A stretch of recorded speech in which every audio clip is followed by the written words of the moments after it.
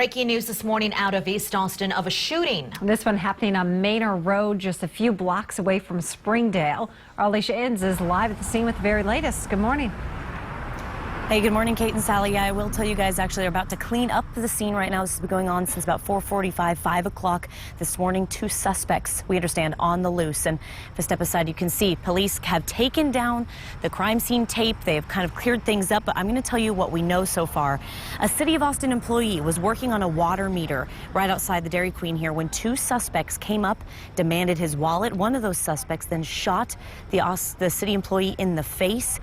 The Austin city employee was taken to the hospital, we do understand, with non-life-threatening injuries. He's expected to be okay. Well, another man was sitting at the bus stop and saw the whole thing happen, tried to run. That's when one of the suspects chased him down, demanded his wallet at gunpoint. That's when the witnesses say that the 2 suspects, described as black males, took off down Sweeney Street and got into a car and left. Now, right next door to here, keep in mind, there's actually a school right in this area. It's called Austin Achieve School, and Danny's going to pan over and show you. Police told me that they actually went over there, and the principal said, hey, can you just kind of go and check things out and make sure everything's okay in this area? We do understand that everything's going to be as normal, classes running as normal. They don't say that there's a threat right now to anyone in this area. And parents, there was a letter sent out to the parents of the school to let them kind of know what was going on in this situation. At this point, again, police have started to clean up the scene in this area. One man shot an Austin City employee in the face. He's expected to be okay. At this point, the investigation will be happening at the police headquarters. Of course, if we find out anything else, we will keep you posted. For now, we're live in East Austin. Alicia Inns, KXAN News. All right, Alicia, and we'll also see over on the CW Austin. In the meantime, David is checking on the dry weather and problems it's causing in Bastrop. That's right. In case you didn't hear about that fire yesterday, we wanted to catch you up here. Fire investigators out in Bastrop County are still trying to figure out what caused this brush fire you see here yesterday afternoon. Nearly 20 acres burned, evacuating several homes out along Mount Pleasant Road in Cedar Creek. Now, a helicopter crew from Travis County and also at least 9 additional agencies helped to put that fire out. Flames did get very close to one home, and firefighters actually stopped a woman trying to get home to save her dog. Thankfully, both the woman and her dog are doing okay this morning, and no homes were damaged by the fire. Firefighters say they always put out fires near structures first, and then they focus on the open land. We want to save lives and property. That's our #1 goal. So if we have to make a choice between houses and people's things versus grass and a pasture, the obvious choice is to save people's things, what's important to them, their homes. Now, with severe to extreme drought conditions still impacting much of the area, the threat of more wildfires is still out there this morning.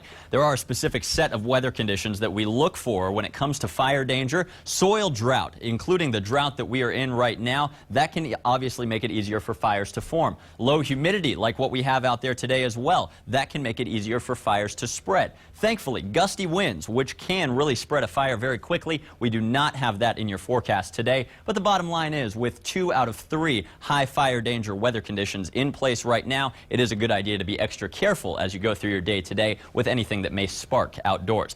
Other than that, the low humidity this morning is actually dropping our temperatures. Everybody is several degrees cooler than yesterday, and that means more 60s are showing up on the map on a really pleasant morning outside. Enjoy it while we can, because today, the last day of summer, we're going to be even hotter than yesterday. I'll show you how hot we get coming up in your forecast. Let's get you to Amanda. She takes us out to Manor. We are watching 2 separate incidents here in Manor. We're first going to start with the latest that was coming in from AFD. It's a report at Carson Street and San Marcos Street. A crash underway. Fire crews en route to the scene. Same story with Travis County Sheriff's Office. Now, if you are someone who uses Highway 290, this was reported as a stalled vehicle on these westbound lanes near Lexington Street. We still have a lot of residual backup. Now, I did speak with Travis County Sheriff's Office on this, and they confirmed that it cleared out. But again, you can see those residual delays are still slow to move off of our screen. I-35, this is just south of the 183 flyover. You can see how 183 flyover is becoming more and more congested for anyone who is headed in that direction of North Austin. Southbound 35 approaching the upper and lower decks, also very stacked for drivers this morning. We'll have another check of these roadways. It's coming up in just 10. Thank you, Mandy. Well, another week, another chance for City Council to make some progress when it comes to short-term rentals. Members are once again going to hash out some tougher regulations they want to impose on the properties in a special meeting later on this morning. And during today's discussion, council members could decide to impose a one-year moratorium on new licenses for Type 2 short-term rentals. So what is that? Those are the ones with no full-time residence. They are rented all the time. In addition to that, council is going to look at strengthening inspection requirements, prohibiting them from clustering in any particular area, and also put a potential cap on the number of people allowed to stay in those short-term rentals to 6 unrelated adults. The big question here, though, comes down to enforcement of the new rules. How do they plan to do that? Well, some owners say they're being punished for a minimal problem. There's roughly 1,200 active licenses out there, and there's 12 identified bad apple properties. So we're looking at 1%. And, you know, if code enforcement could actually do some enforcement, they could take care of these people. They could write citations, they could pull licenses, and then, you know, we'd be sitting here having a completely different conversation. Well, here's where we stand today. Once the city staff drafts that new rule, then the new proposed ordinance would go over to city council, and then council would vote on it, final vote, in a few months. We are expecting to hear closing arguments today in the trial of a Bastrop deputy who's been charged with murder. During testimony yesterday, dramatic moments as a male juror was removed citing health reasons. A female juror took his place. A psychologist took the stand, testifying about how law enforcement officers respond to trauma and suffer sometimes memory loss. The defense was trying to prove that some of the deputies could have memory lapses in some of the events that night. Former Deputy Daniel Willis is accused of murder after shooting Yvette Smith in February of 2014. Retired General David Petraeus is set to appear on Capitol Hill today before the Senate Armed Services Committee. He's going to be discussing U.S. policy in the Middle East. Officials say Petraeus will likely be asked his views on U.S. strategy to defeat the Islamic State and how to engage with tribal leaders to beat back ISIS militants. Today's hearing marks a return to the spotlight for the disgraced former CIA director who was sentenced earlier this year to 2 years probation and a $100,000 fine for sharing classified information with his mistress. 6:38 right now, and a couple is in jail this morning accused of forcing a teen girl into prostitution. State troopers arrested James Banks and Brandy Bass, charging them with child sex trafficking. That's a first-degree felony. They said a tip from Lee County led the Department of Public Safety, DPS, to the 16-year-old staying at the Orangewood Inn and Suites. That's in North Austin. Now, the victim, who police say was a runaway, told them the couple placed her sex ad on an adult website and would force her to have intercourse with men for money. Funeral services for firefighter and paramedic Daniel Hampton, killed in an ambulance crash Friday night, have been set. Friends and family gathering to remember him on Thursday at 10 a.m. at Hill Country Fellowship in Burnett. And the flags are flying at half-staff this morning outside the Burnett Fire Station, where there's been a huge outpouring of support. Surrounding departments are actually covering shifts. We learned that Hampton served 2 years as an Army combat medic in Iraq. Last week, he accepted a full-time job with the Brady Fire Department. The other Burnett paramedic in the back of the ambulance during that crash, Tim Pierce, still in the hospital this morning. He has broken bones, broken ribs, a collapsed lung, and a broken pelvis. And the patient who they were transporting is still in critical condition.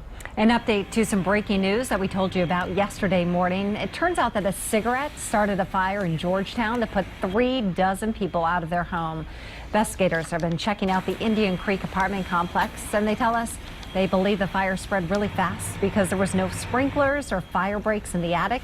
Turns out, though, those were not required when this complex was built. Today is National Voter Registration Day, and Representative Eddie Rodriguez is set to visit 3 local high schools today, all in an effort to encourage those turning 18 to register. Rodriguez will be speaking to students at Del Valley, Travis, and Eastside Memorial High Schools. In the 2012 presidential election, Texas had among the lowest voter turnout in the country for people ages 18 to 29. And there is a new way to register to vote, and it'll be a lot more enjoyable maybe than a trip to the Travis County Tax Office. Alamo Drafthouse, partnering with the League of Women Voters and the Travis County Voter Registrar to help get people registered to vote. It'll coincide with the movie Suffragette, which focuses on the push to allow British women to vote in the late 19th and early 20th century. The registrar's office tells us they will have volunteers at the South Lamar location, all happening October 24th. Draft House founder Tim League says this is a great way to get more people involved in government. It's a big election year. It's an important year for our country, and so I think everybody needs to get out there and vote.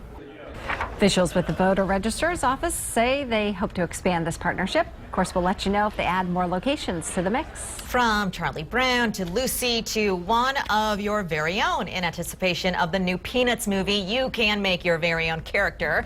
Just select the face, hair, and the eyes, and you can paste your character to Facebook or Twitter. Is that Sally? So that's what people... Sally with pink hair? Thank you. I think. Very cute. Very cute. Very cute. All right, thanks for that. Let's go to David for the latest on your weather. Mandy, where are you? I know. You know grief. we love you, I Sally. know. Hey, the hair day is better today, right? Because the lower Looking at my humidity. hair. He was trying. myself He in was It is trouble. much trying. better. Put my foot You're good. in All my good, mouth David. This morning. All good. It is cooler and less humid out there this morning. I'm just